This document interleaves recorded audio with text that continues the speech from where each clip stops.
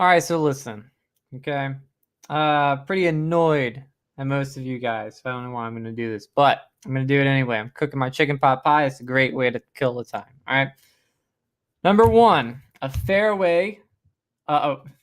die is rolled, and a random variable x is defined to be -1 if the result is 1, 2 if the result is 2 or 3, and 5 if the result is 4, 5, or 6. Find the density function of x.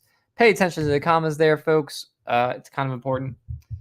So a density function, remember what a density function is. It just means the table. Oops, I didn't need the sketch pad. It just means the table that corresponds are random variables with its probabilities. So a density function is just a table of your x value and the probability associated to that x value. So all we're doing here is making a table. All right, so our random variables, this is what they are. It's -1 if we roll a 1. It's 2 if we roll a 2 or a 3. And it's 5 if we roll a 4, 5, or 6. So we have those three variables, those three values are our random variables. Those are what it defined it as. Random variable is -1, 2, or it's 5.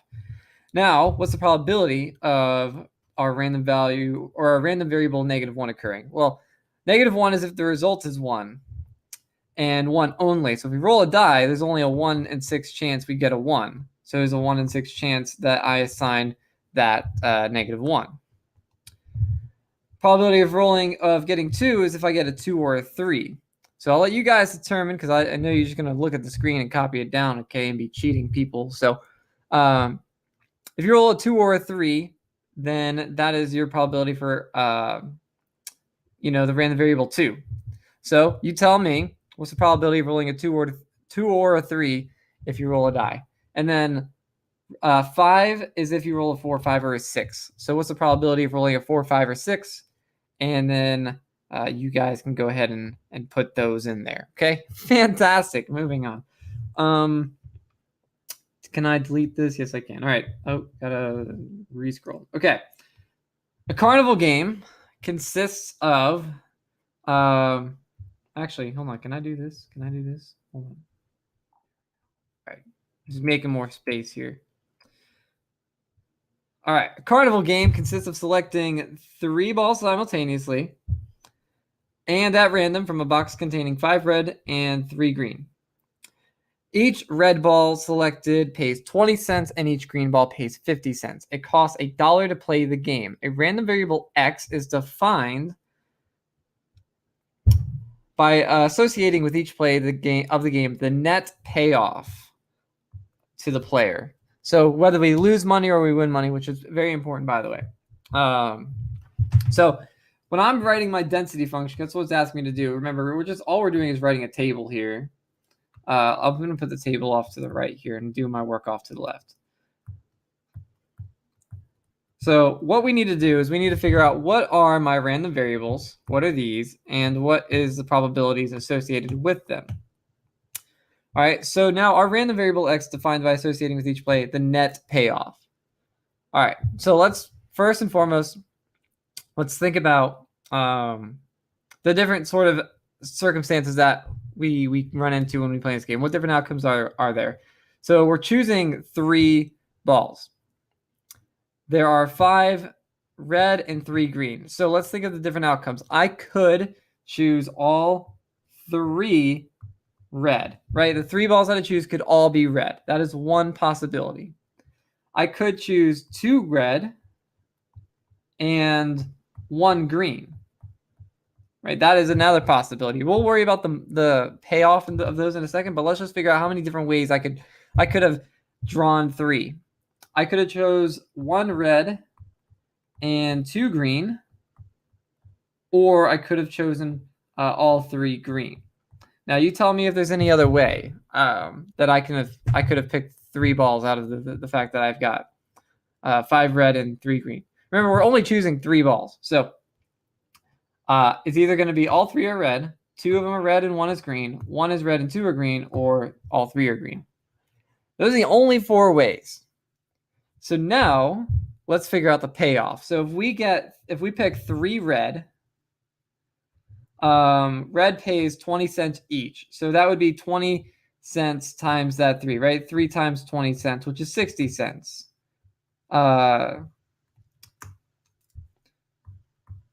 So we would win 60 cents, but we don't really win because we got to take into account the fact that I paid $1 to play the game, but I'll come back to that. All right. I'm going to get back 60 cents, but again, I'm actually going to lose money because I paid $1 to play, but like I said, I'll come back to that. 2 red and 1 green. Well, if I choose 2 red, then that's 20 cents for each red, so that's 40 cents for the red. And then 1 green pays 50 cents. So 40 cents and 50 cents would make 90 cents. Okay. So you'd have 90 cents from this. 1 red and 2 green. 1 red is 20 cents. 2 green would be 50 each, so that would be $1. So it would be $1.20. And 3 green. All 3 green would pay 50 each, so that's going to be $1.50. Now, remember, that's not our x value yet. We're getting there.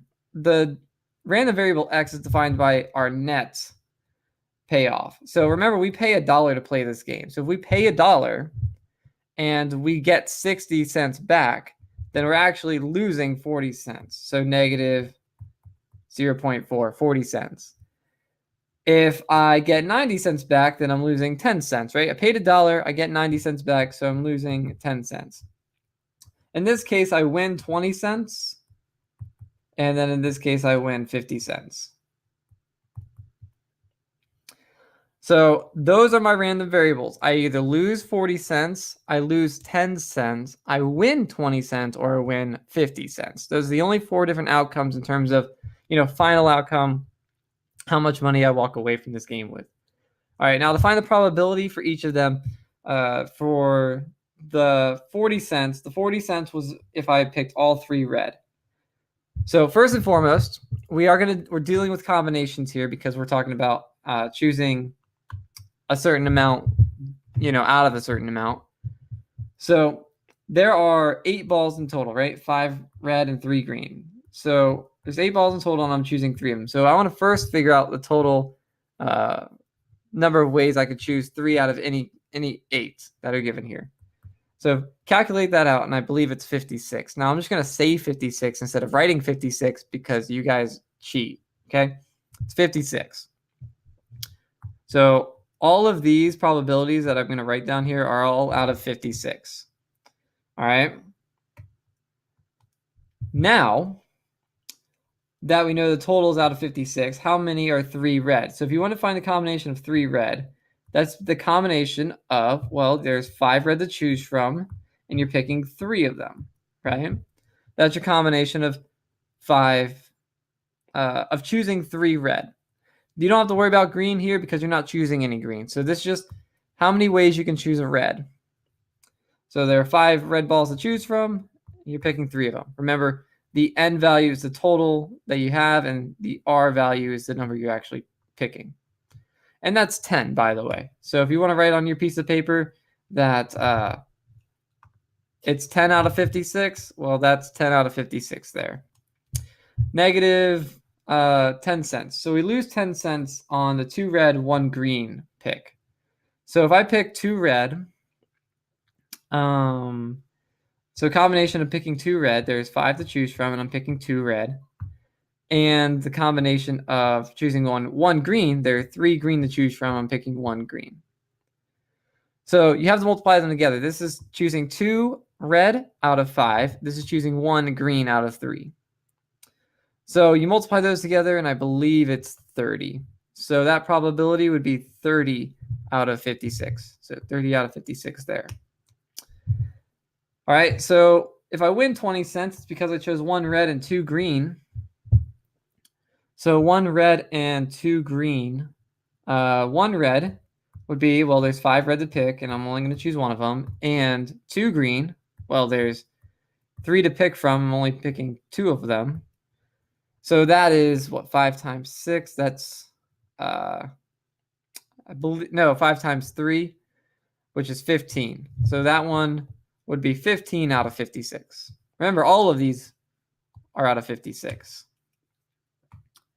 And then last but not least, choosing 3 green. So 3 green, that's combination. There's only 3 green to choose from. I'm choosing all 3 of them. And that just equates to 1. So that would be 1 out of 56 on the very, very bottom. Okay. The 0.5. Winning 50 cents would only be a 1 out of 56 chance. Now, just to make sure that you were right, okay, if you add up all of them, you know, I believe this one was 10, 30, 15, and 1. If you add them all up, 10, 30 is 40, plus 15 is 55, plus 1 is 56. It's 56 out of 56. So that's a nice reassuring way that everything went right. That should all add up to 1. 56 out of 56 is 1, so it's all perfect, okay? Anyway, let me toss that out. We're done. Once you write those values in, that's your density function. You're good to go. So let's scroll down. Let's do this one.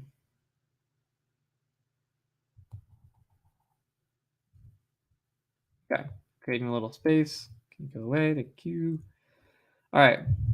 A basketball player makes 80% of her 3 free throws, 50% of her 2-point field goal attempts, and 30% of her 3-point field goal attempts.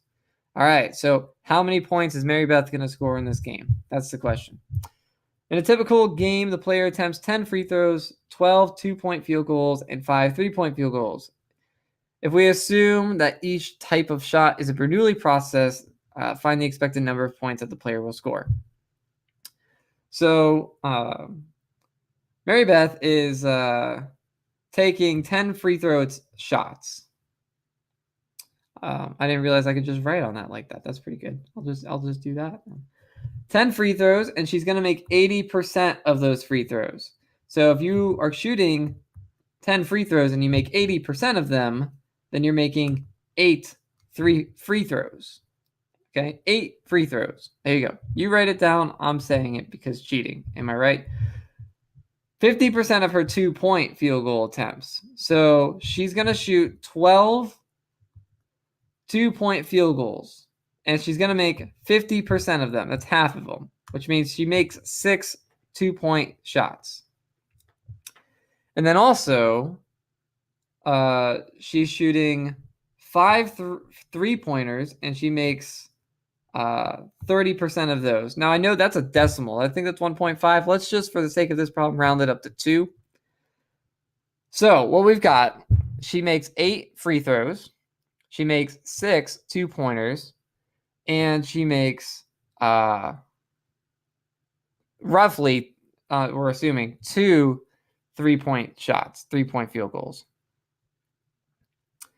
So, and remember, if you're wondering why that is, I'm just taking the percent and multiplying it with the number of attempts. So, 10 times 0.8, for example, and 12 times 0.5, and 5 times 0.3.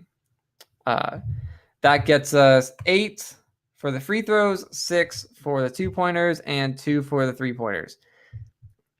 Now, that's all well and nice, but remember, we have to find out the number of points. 8 free throws is 8 points. 6 2-pointers is 12 points. And 2 3-pointers is 6 points. So if you add them all up, then you get the total number of points that she scores in that game. So again, not really writing much, just sort of talking you through it. All right.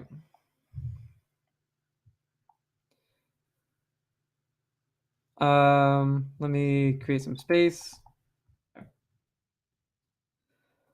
Suppose Mary Beth attends math class at random. That seems typical. And the probability of attending each day is 0.6. The instructor takes attendance 3 times and awards 10 points to students who attend at least twice and no points to students who attend less than twice. A random variable x is defined as the number of points Homer receives based on attendance. So number of points Homer receives based on attendance. Probability density function. So again, all we're doing is writing a table here. Now, table's only got 2 values in it. Okay, there's only 2 different ways Homer's going to be awarded points. Because remember, X is defined as the number of points Homer receives. Homer's either going to receive 0 points because he showed up 0 times or 1 time to class, or he's going to get 10 points if he showed up 2 times or 3 times, right?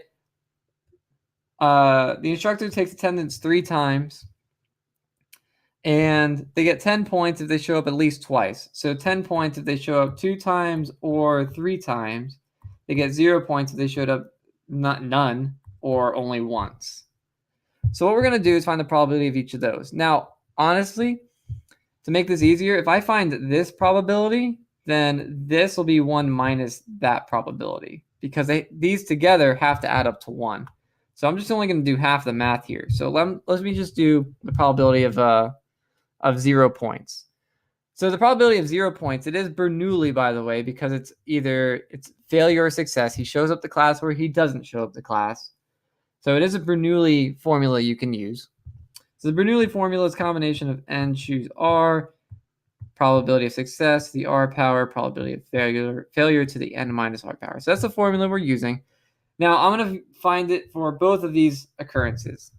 So if I want to find out the probability that Homer shows up to none of the classes, that would be the combination of 3 choosing 0. So what this says is 3 is the number of times he could attend class, which is 3, right? 3 times he could attend class. 0, because 0 is what I'm looking at here, is he shows up 0 times. So I'm putting 0 in for this particular problem. Probability of success is 0.6. That's given to us in the problem. The probability of failure is 0.4, because 1 minus 0.6 is 0.4. So remember that those two are just opposites of each other. R, remember, is 1. So this 0.6 to the first power, and then this would be 0.4 to the second power. Because n, I'm sorry, hold on. It's 0 and 3. I was thinking of the other one. R is 0, because remember that's our R value, and n minus r, which would be 3 minus 0, would be 3. So that's why that's 3. So that's your formula. You guys plug it in. It's a decimal number. I don't remember what the decimal number is, but you guys can work it out. But take whatever that equals, okay, and add it to the probability that he goes to class only once. So combination, he's only going to class once, right? There's 3 times he could go to class. He's only going to go to class once. That would be 0.6 to the first power, 0.4 to the second power. So remember, this is your n and this is your r. So if you're wondering where those exponents come from, just remember to look at the formula. R, we just said here, is 1, and then n minus r would be 3 minus 1, which would be 2. So if you're wondering where those exponents came from, that's where they came from. So calculating this will tell me the probability he shows up to class once.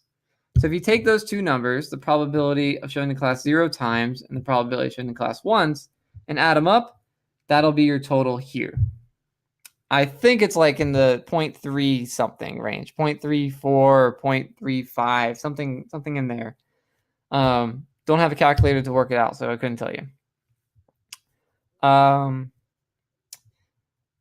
then if you want to just take 1 and subtract that number that you get here from it, that'll give you the probability in this. So it should be like, if this is like 0.35, then this would be like 0.65.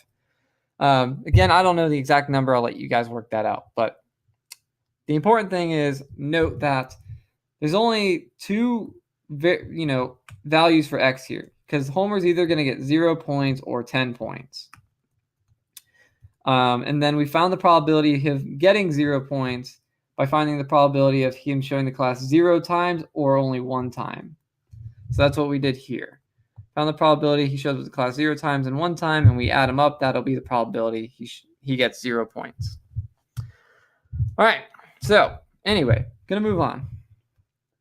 Random variable x has density function shown below. Find the expected value of x. So remember, all you do to find the expected value is, this is a density function here, this table is. All you have to do is multiply the value of x with its probability. So -5 times 0.4, which is, I don't know, -0.4 No. What is it? I don't know. -2 maybe? I don't know. I'll let you guys work it out. I don't have a calculator. I think it's -2. But anyway, multiply them together and get those 4 values and then add up those 4 values and you have your expected value. Okay, so I'll let you guys just do the math there. Here you're kind of doing the same thing but filling in the table. So these are the products. So that means if you multiply the value of x with the probability, it's going to equal that product. So as you can see, 1 times 0.2 is 0.2. So that explains that perfectly. So to fill in this, it's what number times 0.3 equals 0.6. If you don't want to guess and check, then you can just do dividing. If you do 0.6 and divide it by 0.3, you'll get that number, which I believe is 2. Okay, and you can do the same thing. If you divide the product by this number, you'll get the probability that goes here. If you take the 1.2 and divide it by 4, you'll get the probability that goes there. So you should be able to fill in these 3 spaces pretty easily. Now to fill in the top row, you're going to fill in either of these pretty much the same way. So remember that all the probabilities, all of these should add up to 1. So if you know these 4, then figure out what the remainder is that would be left to 1, and that will tell you the number goes here. And similarly, it tells us the expected value is 2.1, which means, remember, if you take all the products and you add them up, that's your expected value. So if you add up all of these, it should equal 2.1. So figure out what this would have to be to make that 2.1. And yes, it can be a negative number, okay? It can be a negative number. I think it is. And then once you know these two, then you can easily find that value there because you just divide the product by the probability and you get the value of x. So that was more of like a walkthrough than an actual workout because I hate it when you guys cheat. So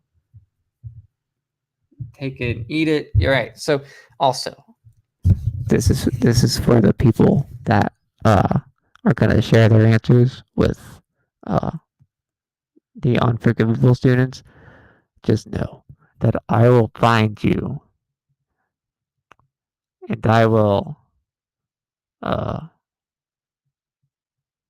I don't know, give you an F.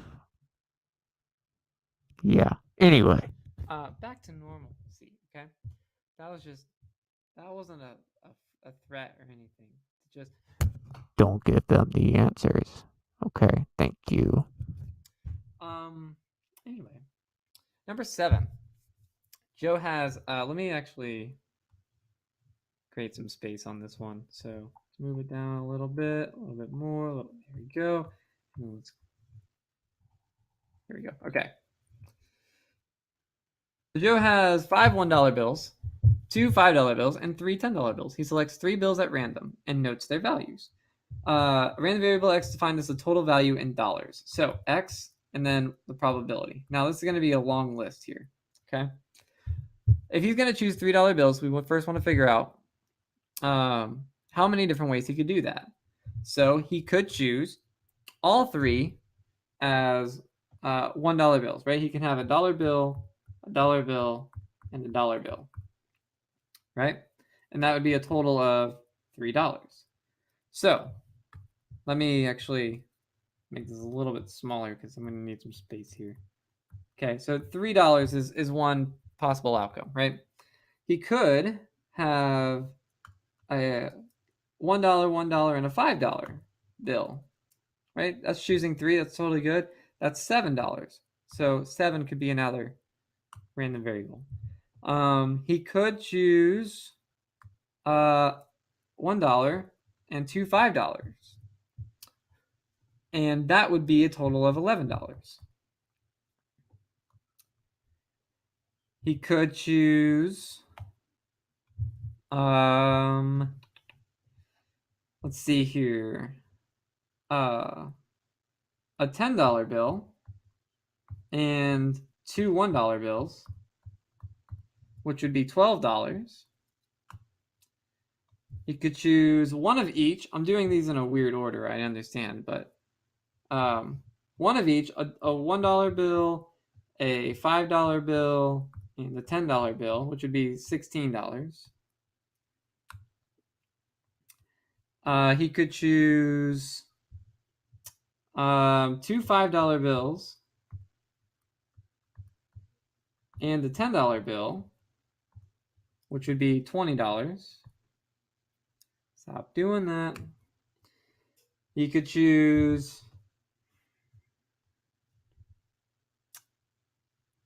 let's see. He could choose two tens and a $1. So that's $21. Stop it. Thank you. He could choose. I think there's only two more. He could choose two $10 and a $5, which would be $25, or he could choose all $10. All three are 10, which would be $30. So I think those are all the ways. Now, it's helpful if I wrote them all down and kept them all there, but I kept erasing them. But basically, what I did is there's a 1, 1, and a 1. There can be a 1, 1, and a 5. There can be a 1, 1, and a 10. So it's all basically the kind of like the $1 combinations if you want to. You can also do all three tens, right? And then two tens and a 1, two tens and a 5. Now you can't do all three as 5s. You can't do all three as 5s because there are not three $5 bills. There's only two $5 bills to pick. So if you pick $5 bills, it has to be with a 1 and with a 10. And then the only thing I didn't mention here is one of each. So the 1, the 5, and the 10. So these are all 9 possibilities. And their values are here if you total them up, the 3, 7, 11, 12, 16, 20, 21, 25, and 30. Now, to find the probability for each of these, you just have to do the combinations a lot. So the first and foremost thing you want to do is find the total ways. So I believe there's 10 bills in total, and you're picking 3 of them, and I believe that's 120. So all of these will be out of 120. So these are like fraction bars, okay? So they'll all be out of 120. Now, if you want to find the probability of, let's say, the $3, this is the $3, right? That's 3 ones. So that'd be a combination of 5 choose 3 because there are 5 $1 bills, and you're choosing 3 of them. So that would be your numerator, which is 10. So this would be right here. This would be 10 over 120. Now, $7 would occur if you chose 2 1s and a 5. So that would be a combination of 5 choosing 2 times the combination of 2 choosing 1. Because remember, there are 5 $1 bills in total, and you're picking 2 of them. And there's 2 $5 bills in total, and you're picking 1 of them. So that's your combination for the $7, which I believe is 10 times 2, which is 20. So this would be 20 out of 120. I'll just do like a couple more because they all kind of repeat. So the $11 one. The $11 one would be like this, right? It's the 2 5s and a 1. So that would be a combination of 2 choosing 2 because there are only 2 $5 bills and you're choosing both of them, times the combination of 5 choosing 1 because there are 5 $1 bills and you're choosing 1 of them. So again, that's for this down here, which I believe is 1 times 5, which would be 5. So this one would be 5 out of 120. All right, so that's basically how it goes. I mean, the rest of these are all the same thing. It's just a combination of something choosing something times something else choosing something else. It just depends. Like, for instance, the $16 one, which is one of each. That would be a combination of 5 choosing 1 times a combination of 2 choosing 1 and a combination of 3 choosing 1. Because you're choosing one $1 bill. Remember, there's 5 $1 bills in total, and you're picking one of them. You're choosing one $5 bill, so there's 2 $5 bills. You're picking one of them. And then one $10 bill. There's 3 $10 bills. You're picking one of them. So that's the only one I think you have to multiply with all 3, which is just 5 times 2 times 3, which I think is 30. Yeah, it's 30. So this one would be 30 out of 120. But anyway, all of these are just the combinations. So this last one, for instance, would be a combination of 3 choosing 3 because $30 is all 3 10s. So there are 3 $10 bills to choose from. You're choosing all 3 of them. So that is only a 1 right there. So that's 1 out of 120. So I've done like half of them. I've done a little more than half of them. I'll let you guys just finish the rest. It's all combinations, okay? All right. And the last one, pretty simple. A store is surveying its customers whether they should open at 9 a.m. or noon on Saturdays. The store surveys 580 people and expects 70% of the customers to respond. How many responses should they expect back? Well, what is 70% of 580? There you go. That's how many responses they expect to get back, which I think is like 400 something. It's like the low 400s. Okay. I'm gonna say, okay, here, this is for the people that you're gonna tell to cheat. Okay, they're not gonna know that I know this. Okay, but tell them the answer is 404. Okay, tell them. I'm gonna write it down too.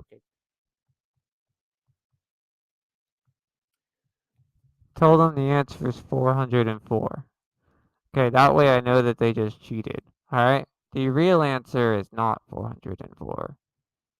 So don't tell them that I told you that. All right. That's all for this video. I'm gonna go eat my chicken pot pie because it's gonna be done in 6 minutes. So have a good afternoon, and I will see you tomorrow. Don't tell anybody. Okay. Don't cheat. Goodbye. Have a nice day.